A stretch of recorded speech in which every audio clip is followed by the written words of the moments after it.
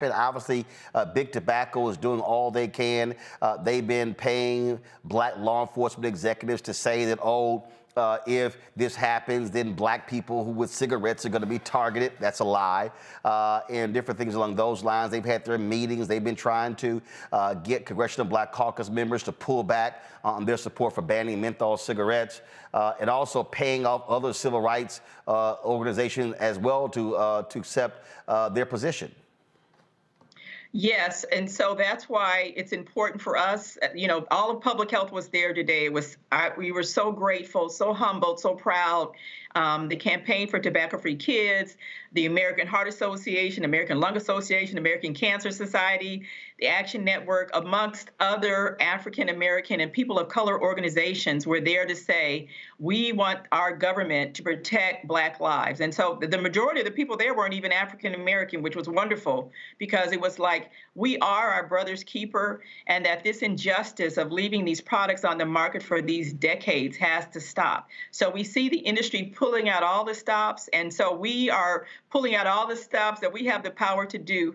And in conjunction with today, the American Conference of Mayors was meeting in D.C. They had their own press conference with some of the leadership of Karen Bass, the mayor of Los Angeles, and other African American mayors standing up saying, we will not let the pernicious racist targeting of the tobacco industry be flipped and used against us now when we're trying to protect our people and to get these products off of the U.S. market, as Canada has done, as the European Union has done, as Ethiopia has done. And so when we talk about passing a law, Roland, it's not a one and done. This is the beginning. And so we need services for our people. We're taking off one of the most addictive substances on the face of the earth, which is nicotine, and our people need services. And so that's part of, we attended Biden's moonshot. He had a meeting at the White House June 1st of last year about cessation, how to help people to stop smoking. So we're talking about racism. We're talking about the different things, how this shows up in our community and how it needs to be addressed in our community to save Black lives. And so I'm looking at the footage you have, and it just was a glorious day. We came out in the cold. I'm a Californian, and we came out and we showed up, and it was wonderful. It was a wonderful, positive experience to show this country and the rest of the world that we're here. We're not going anywhere. I started this when we used to do the protests. I'd have my Kaiser card. Now I have my Medicare card, Roland. But I'm still here, and I still will continue until this is done, until my people are not being persistently and racistly targeted by the tobacco industry. Questions from panel. Lauren, you first. So obviously, I think that this is clearly a money in politics moment. So many of these civil rights groups are completely silent on something they shouldn't be completely silent on. What is your guess as to what the White House is going to do? Do you have any prediction? My colleague, Dr. Valerie Yerger, wrote a research paper almost 20 years ago, Smoking with the Enemy, that documented from the tobacco industry's own documents that have been released because of litigation, how they systematically went after us as Black people. And that has changed. So we have Delta Sigma Theta Sorority Incorporated who got out front of this, and they've had 2 resolutions. We have the National Medical Association, our Black doctors. We have the National Association for the Advancement of Colored People, who passed a resolution in 2016. So in spite of the tobacco industry interference, there are many important and powerful leadership groups, the National Council of Negro Women with my sister Siobhan in D.C., they've come out. So there are our groups, our leadership groups are in support of this. And they are the groups that actually have a real constituency in terms of voting. The NAACP, the National Council for Negro Women, when they speak to their constituents, they listen, they are respected. Delta Sigma Theta, they are respected. And I think that, as we approach this election year, that the Biden-Harris administration, and we had we had a meeting with them on Zoom, where we could see them and they could see us, and they can see that the people who are voting, who are constituents, are in support of taking this deadly product off the market that kills more Black people than everything else combined, and that it's not magic.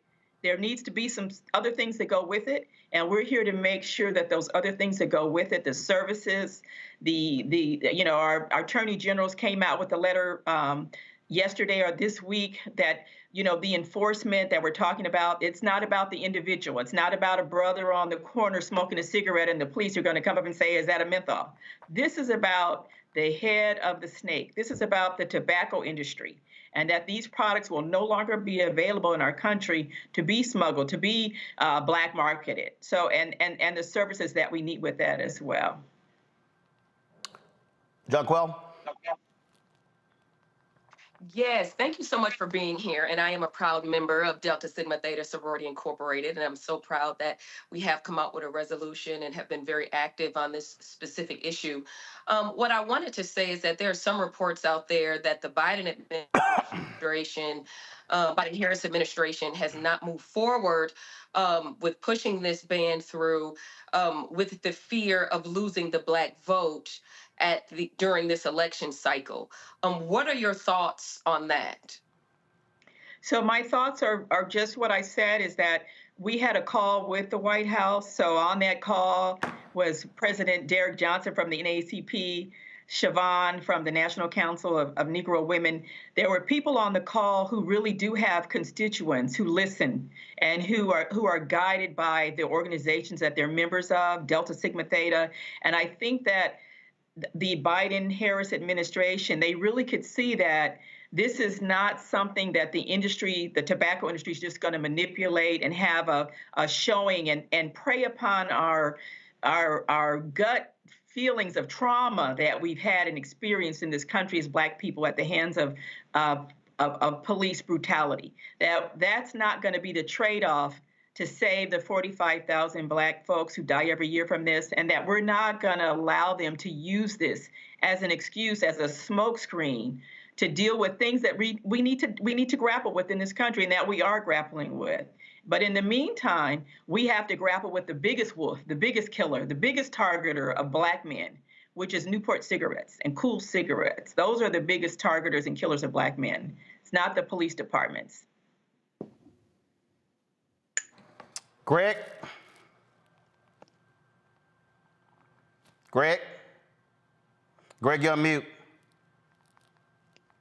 Sorry about that. Thank you, Roland. And thank you, Sister McGruder. This might not be, Jonquil asked, I think, the salient question in terms of the politics of it.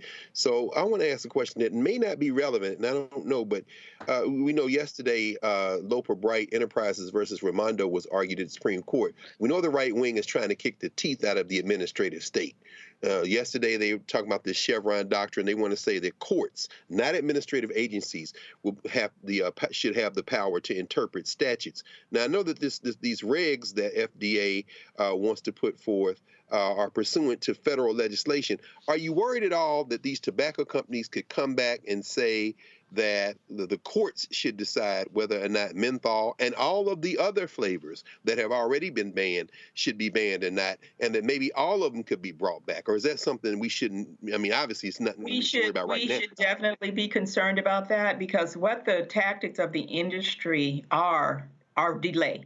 So anything that they can do to delay the righteous cause that we're fighting, they do. And so we saw in California, we passed a state law to take these products off the market. The tobacco industry collected signatures. They put a referendum on the ballot. We fought the referendum. And 60% of Californians said we want these products off the market. What do? They have a lawsuit. So we anticipate that most likely they will have a lawsuit. And this is, Roland, where you're so important in this equation, is that our people need to wake up and they need to reject these products. Even if you're a menthol smoker, my brother's a menthol smoker, my oldest brother. I have, people, some of my best friends are menthol smokers, so I know the struggle.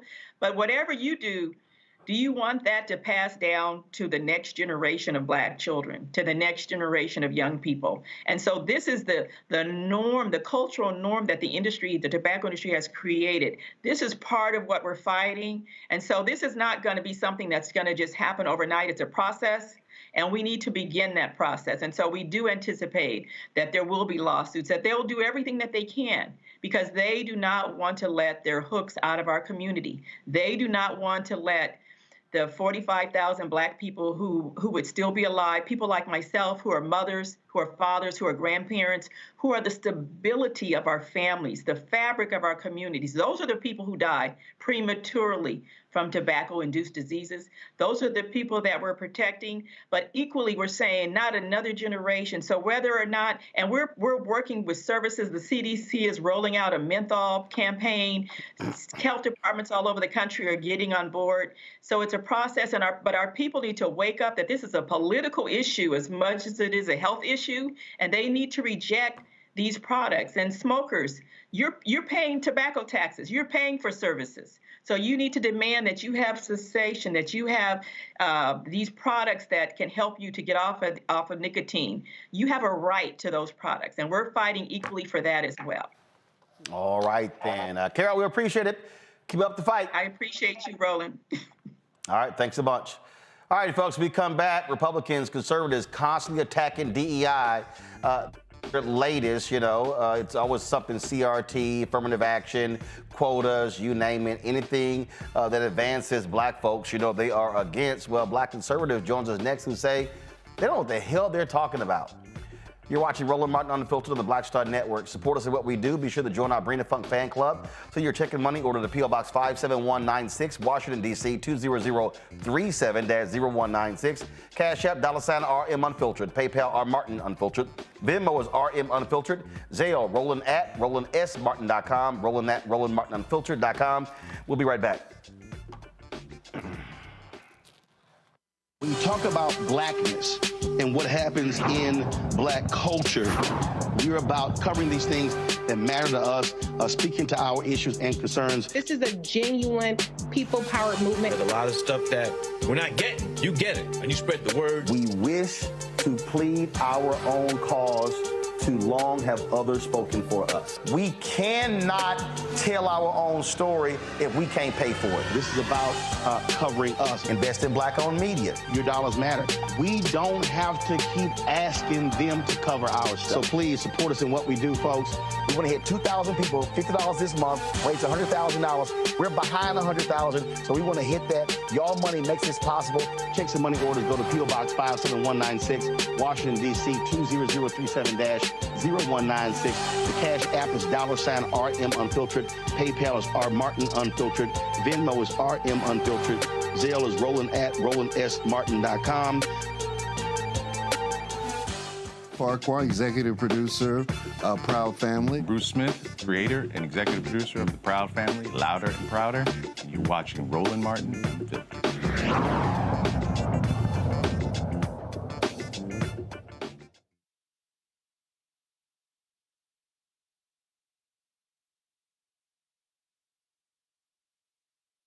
Past several months, you've seen a lot of white conservatives constantly attacking DEI. That's now their new boogeyman. Bill Ackman, this dude right here, a billionaire, he was pissed off with the president of Harvard University, and he called her, said all kinds of different things about her, called her an affirmative action hire. Well, he's been attacking DEI. You also have Elon Musk doing the exact same thing. You've had folks like Mark Cuban, owner of the Dallas Mavericks, out there correcting them and challenging them on these different things. And it now is the newest thing for the right. So all you hear, DEI in Florida, they now have banned all DEI programs at state universities, saying, I don't care if you get state or federal funding, you can't use DEI in any way whatsoever. Then, of course, you have the same thing happening in Texas. And so the right is doing all they can. They've been attacking Secretary of Defense Lloyd Austin, saying that, they're focused on woke policies. And so understand, woke, DEI, that's their new targets. And, of course, they use Dr. King's federal holiday birthday to say, if Dr. King was alive, he would be against these things. That's what actually Bill Ackman said. And you know damn well Bill Ackman ain't read a damn book or even more than one speech. He probably even heard one speech by Dr. King, but all of a sudden, he wants to consider himself an expert on Dr. King. They always try to cite Dr. King's 1963 I Have a Dream speech, and they always want to quote the content of character, but they ain't got a damn thing to say about what's at the top of that speech, because that's the real stuff they don't want to address. Joining me now is Dr. Chris Metzler. He's president, CEO, Metzler Enterprises. Chris is conservative, and he's made it perfectly clear they don't know what the hell they're talking about. Chris, glad to have you back on the show. And I've said this before, this is the new boogeyman for them. So it's CRT, it's quotas, it's affirmative action. They want to attack anything that confronts the vestiges of racism in this country. Well, that's correct. But here's the thing. They also want to tout diversity. They also want to say such and such is the first black Republican or conservative to be X, Y, and Z. They're talking about that right now with the governor, the lieutenant governor. Looks like Chris. You froze. Hey, Chris, you froze there. You were saying the lieutenant governor of North Carolina, who they have running for governor, they want to tout him as the first black Republican who is successful. Here's the problem with them. The problem with them is you can be diverse so long as you're like them. And that's the difficulty. They're talking about diversity of thought, but whose thought? Diversity of their thought. And the Martin Luther King stuff, now they're trying to redefine what Dr. King said. And the content of character, what the heck does that have to do with employment? Last time I checked, content of character is not an essential function of any job. Well, and the thing that trips me out with their attacks is they're trying to say, with DEI, you're now hiring incompetent people, who are not qualified. No, what you're doing is you're simply saying to these white folks who are hiring, guess what? Don't just keep hiring white folks. You need to go out and find black candidates, Hispanic candidates, Asian American, Native American, and stop hiring the same old, same old. That's what the real deal is. They're angry that their white boys and white girls can't get the hookup on jobs. They now got to compete. Well, and if affirmative action has brought all of these unqualified black folks into the workplace, why is it that we do not have more black CEOs? Why is that? And so this whole discussion is disingenuous. And Ackman, in his whole attack on Dr. Gay, first of all, she never committed plagiarism. There were some citation errors she needed to address. And as it relates to his own wife, who was a professor at MIT, she created plagiarism when she was at MIT. So don't give me that crap. They're going back and forth with this nonsense, attacking it, and it's just simply not genuine. Now they're trying to redefine Dr. King's legacy. Charlie Kirk has already said that, in fact, King was not the great civil rights leader. He was a socialist and a communist. And so there is an attempt at this point to redefine his legacy, and that's not going to fly. I was looking at this one clip. Congressman Dean Phillips, who thinks he's running against Biden, which is a joke. He's removed DEI from his website. And it's amazing how that happened after Bill Ackman gave $1 million to a super PAC supporting his campaign. And he's trying to say, oh, no one can buy me. Dude, stop it. Ackman told you want my money, you got to remove DEI from your website. Mm-hmm. Well, that's exactly right. Running against Biden doesn't have a snowball's chance in hell of winning, but it's taking the money. And that's the bottom line. Questions from the panel. Greg, you're first. Thank you, Roland. Let me make sure I'm on mute. Okay, I'm good. Thank you, Roland, and good to see you, Chris. Same here. Yeah, looking at this, I don't want to call him a cockroach, so I won't. Stephen Miller and America First. I think they raised $4 million the first year they were in existence, 21. They raised $44 million in 22 and so forth. They got the EEOC investigating NASCAR. They want them to investigate Lyft and Dick's Sporting Goods on abortion policy, travel policy. Any thoughts on the danger presented by this white nationalist, who, as we are on this show, is recruiting lawyers through and in conjunction with the Heritage Foundation to stack up for a second Trump administration? Where does Stephen Miller and America First, these lawyers, fit in this? Well, here's the biggest danger.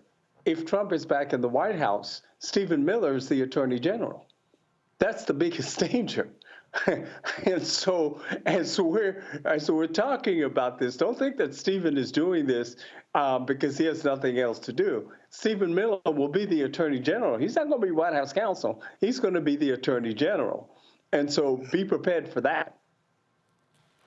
Thank you. Well, and absolutely, that's exactly what they want.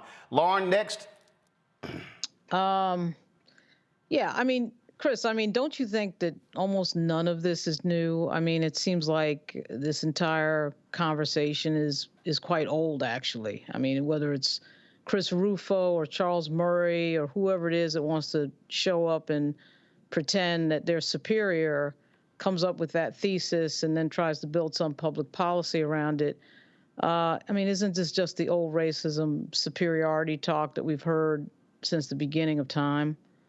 Well, it is the old one, except for the fact that, you know, what we are doing, a number of us in the DEI work is we are responding. We are on the defense. They have a strategy that is embedded. We are responding, we are reacting, we're doing all of these kinds of things. Traditional civil rights organizations are not in this fight as they need to be in this fight. And as a result of that, every time something comes out, we go, oh, this, and this, but they have a strategic approach. We have a reactionary approach. Well, and the thing is, Chris, even though, first of all, even though it's old, but it's also new because what they're angry about, they do not like the advancement that African Americans have made, Latinos have made, and so they are using the affirmative action ruling by the Supreme Court to target companies, affinity groups, to target fellowships, to target venture capitalists. And so they want to, this is their entire goal. This is the attack on DEI. They want to dismantle everything that has been put in place to create opportunities for upward mobility for Black people and others. That is their aim because they believe white people are losing out. Chris, your feed is frozen. Let me know when you get Chris back. I'm gonna go to let me know when Chris is back. Jonquel, that really is the deal. They are specifically targeting law firms.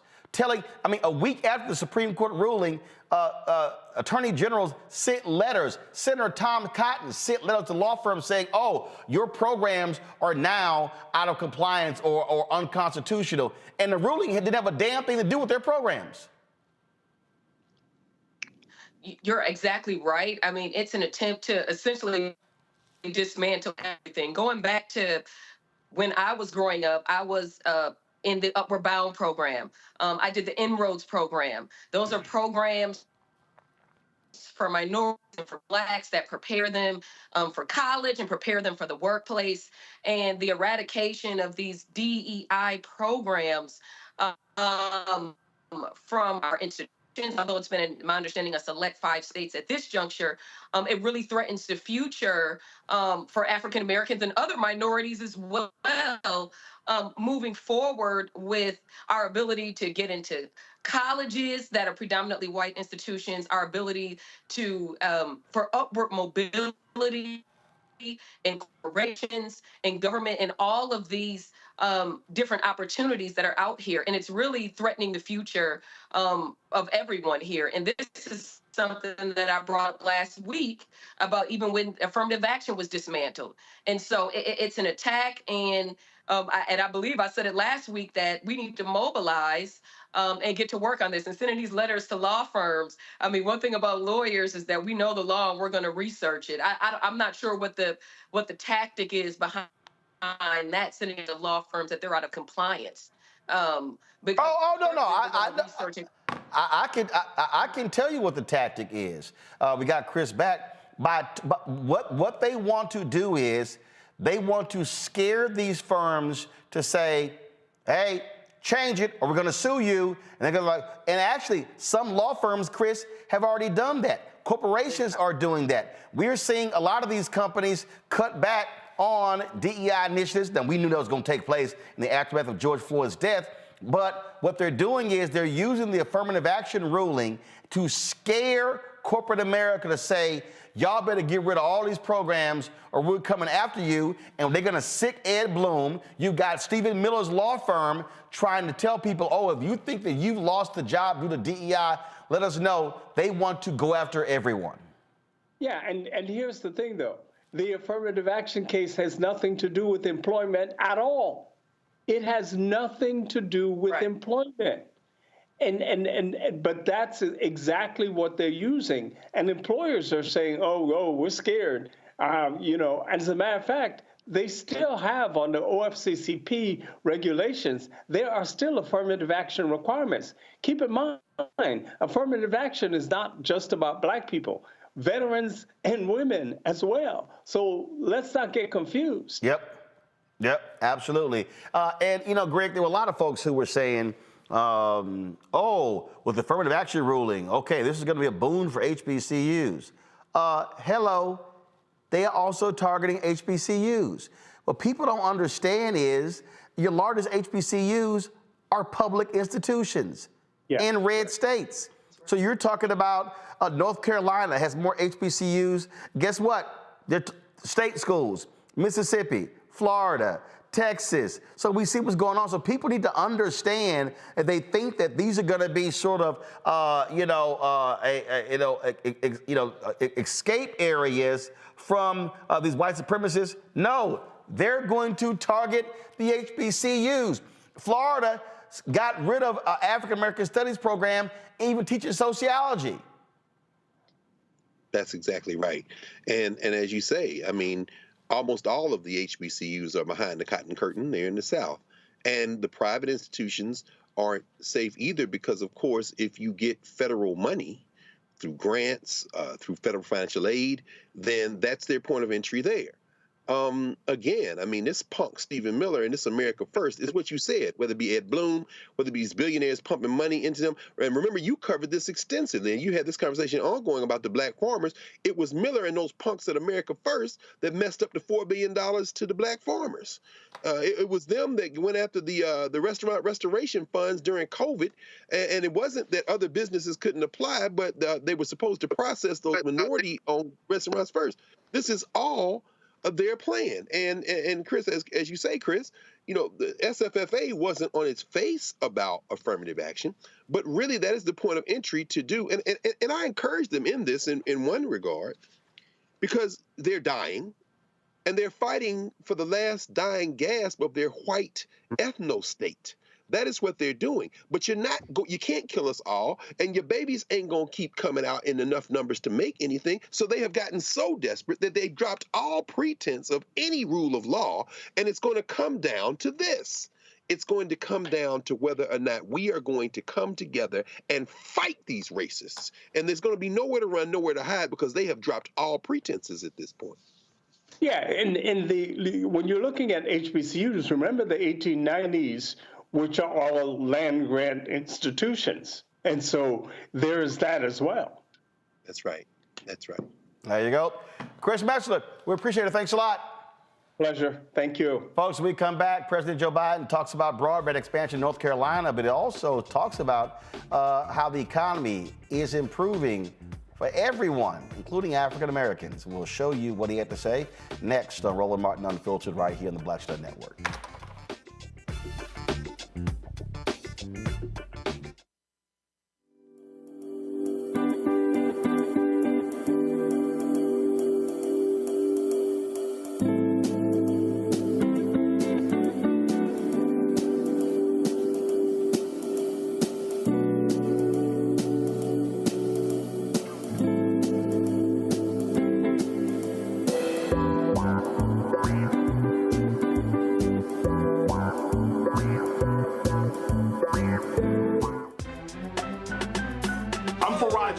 Live from LA.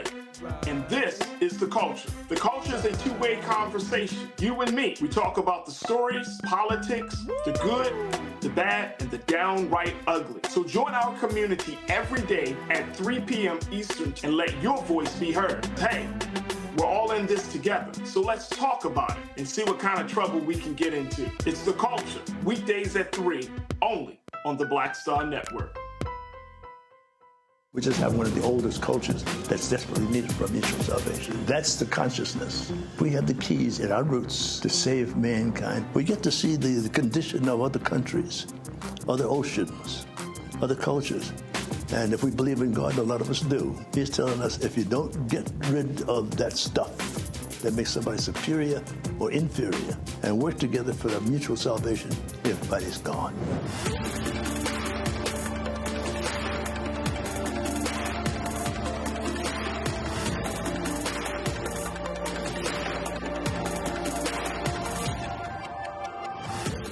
I am Tommy Davidson. I play Oscar on Proud Family, Louder and Prouder. Right now, I'm rolling with Roland Martin, unfiltered, uncut, unplugged, and undamn believable. You hear me?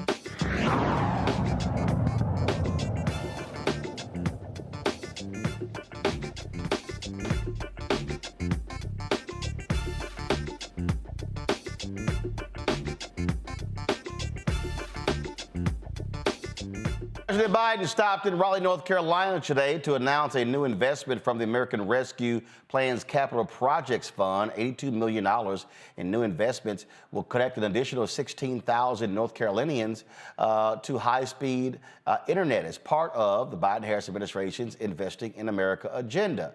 Overall, some $3 billion has been invested in North Carolina to lower costs for families and connect everyone in the state to affordable, reliable, high-speed internet. Now, I know somebody watching right now might be saying, okay, I don't understand what the big deal is, but people don't realize how many folks literally who live in rural America do not have access to high-speed internet. And so we are requiring folks to apply for jobs, to check on medical status, all these sorts of things through the internet, but they have unreliable internet. Some places in North Carolina, I was talking to one guy, they actually rely on Elon Musk's Starlink to be able to access the internet. Some folks like, man, we don't want to do that at all. And so here's Biden talking today in North Carolina.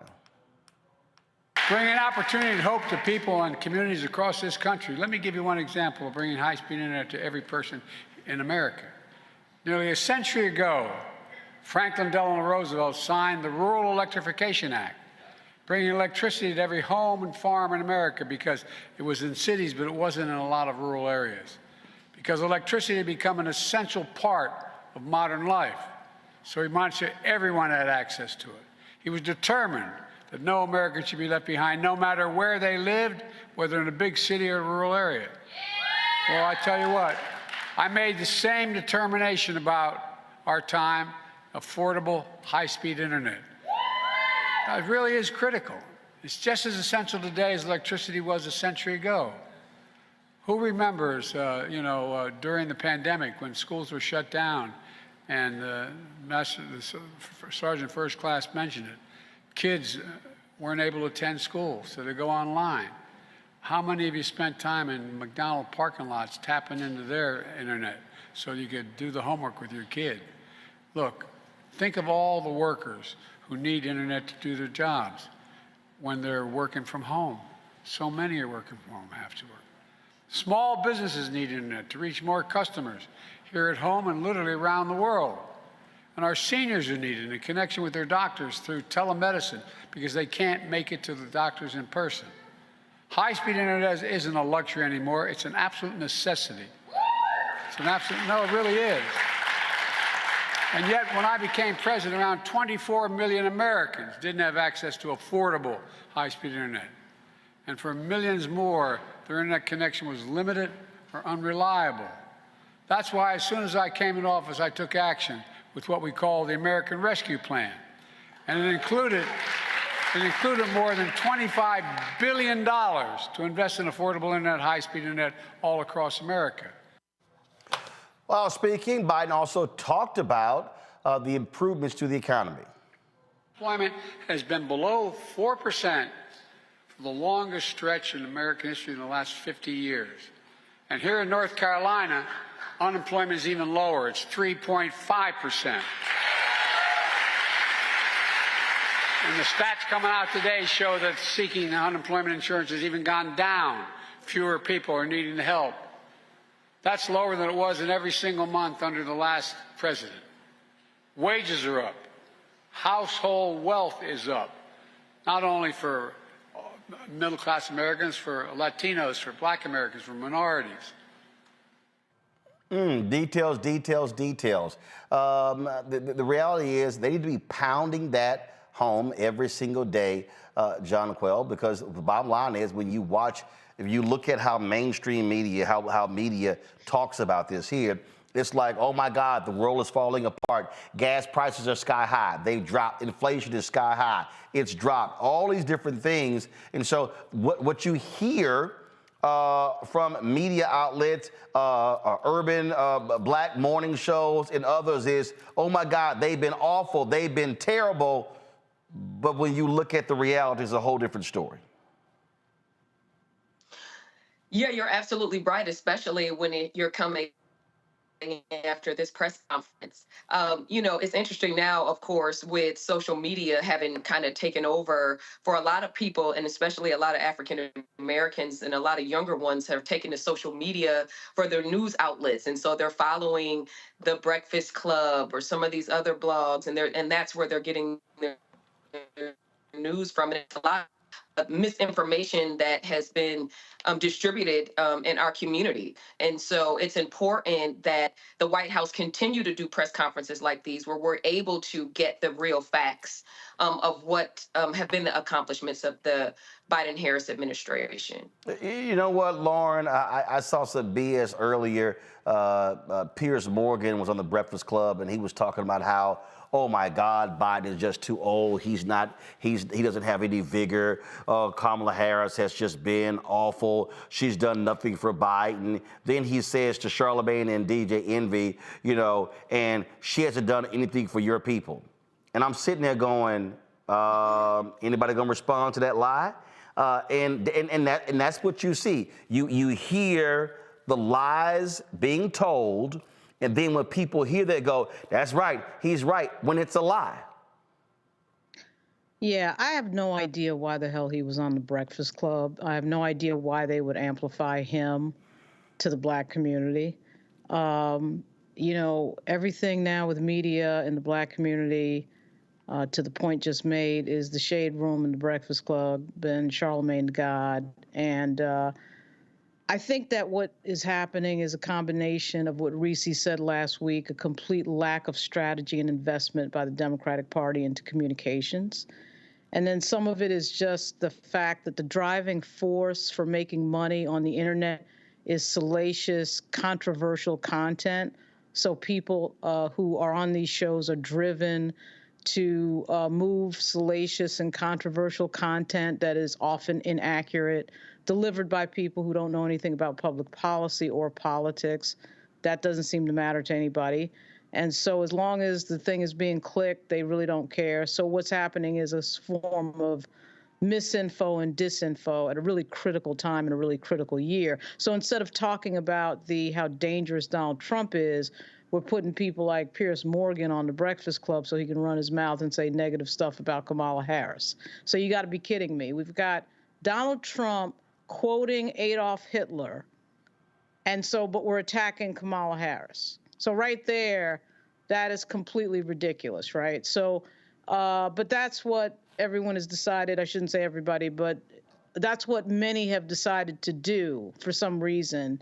And it is absolutely dangerous. But a lot of that on the front end is the lack of strategy and investment by the Democratic Party, which has now reached a critical level. Been talking about it for years and years before Donald Trump even got on the scene in 2016.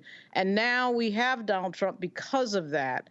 And I just don't know how to explain it. The Democratic Party has plenty of money. There's record amounts of fundraising coming in, records amount of millions of dollars coming in, and they still refuse to. And nobody said, Charlemagne or Envy didn't say almost $7 billion to HBCUs, didn't say record enrollment for the third consecutive year for Affordable Care Act, which has dropped actually the number of Black people who are uninsured with health care. didn't say anything about the billions invested in black small businesses, didn't say anything along those lines. Those are undeniable facts. Again, the closing of the black and white wage gap. When you talk about under Biden-Harris, the lowest black unemployment rate ever, those are easy things to say, no, Piers, you don't know what the hell you're talking about. Go back to England. Well, it's easy for you, which is why he would never come on Roland Martin Unfiltered. Oh, no, he ain't coming on here. In fact, at the beginning of his people actually, maybe it was a couple months ago, his people reached out to me for one of his shows, and I said, sure, let's do it. I knew once they went back and told him I was booked. He was like, oh, hell no. So it was no surprise I was unbooked and haven't been called back. So yeah, Piers Morgan, he don't want this smoke. No question. And you know, with all due respect to Leonard McKelvey and Rashawn Casey, no human being in the world should listen to either of them on anything political. That's why they go on those shows, because we're in a propaganda war right now. Right. And you know, Lauren just laid this out. I mean, so, you know, I can only agree with everything she said. And I would say that, you know, Biden-Harris is in trouble right now. On foreign policy, they're getting their asses handed to them because babies are being killed as we speak in occupied Palestine. And today, Bibi Netanyahu said that Israel must control the entire area from the river to the sea. Netanyahu is trolling the world. And guess what? Genocide Joe has now got a nickname hung on him because he is so stuck on stupid that he is about to lose actively engaged voters in these key states like Michigan, for example. And when he's faced with that, he has to now politicize this and politicize this money that was passed, because billions of dollars going to these Republican districts, these white nationalists are claiming credit for the very legislation they voted against, and he's still talking bipartisanship. See, he's not going to be banged up. He's going to be in Delaware or wherever he's going to be on his boat chilling with his sunglasses on, dark Brandon, and our people in harm's way are going to take the L. He has lost so many votes on the foreign policy because of his incorrect support of these fascist racists in Israel. So he can forget that. The least he can do on the domestic side is now ball up his fist and swing, but he's not going to do that. And as far as people researching, it's not research, it's searching. When people Google stuff, they searching. It ain't research, and they not even gonna do that. They would rather listen to somebody who named himself after the head of the Holy Roman Empire and got the nerve to call himself God, which is during my generation, my mother's generation, would have been considered blasphemy, and a bunch of damn entertainers. This is the state of the American people, and we are all in harm's way. And this is all very deliberate. And if we're gonna fight, we better figure out how to fight now. And I don't think the mummy is up to it, quite frankly. We might have to take this case to the people, because it ain't gonna be nobody. I made it clear, and y'all understand. I'm not gonna let nobody come on this show or any show that I'm on, or even if I'm sitting on a panel or anywhere, or hell, if I'm sitting in the Uber, I'm not gonna let somebody lie. If you lie, I'm gonna check you right there. And because I